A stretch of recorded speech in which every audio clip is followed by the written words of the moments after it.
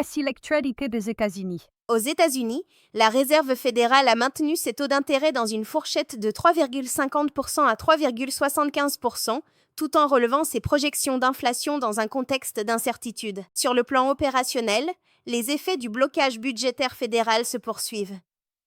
Le taux d'absence des agents de sûreté de la TSA s'est maintenu autour de 9,8% à 10,2%, avec des niveaux plus élevés dans plusieurs grands aéroports comme Atlanta, JFK ou Houston. Les autorités ont indiqué que certains petits aéroports pourraient être contraints de fermer si ces absences persistent. Par ailleurs, un nouveau bureau chargé de la réponse aux catastrophes et crises humanitaires a été créé au département d'État.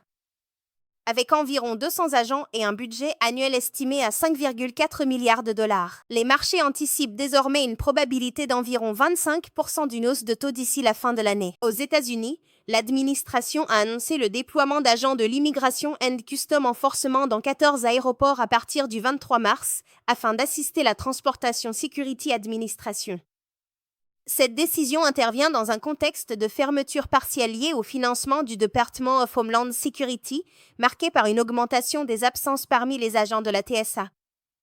Selon Reuters, ces agents de l'ICE ne disposent pas de la formation requise pour l'ensemble des missions de contrôle assurées par la TSA. Par ailleurs, dans plusieurs aéroports, des responsables locaux et des organisations ont mis en place une aide logistique et alimentaire pour des agents de la TSA travaillant sans rémunération. Ces dispositifs interviennent alors que la fermeture partielle affecte les conditions de travail et la présence des personnels chargés de la sûreté aéroportuaire.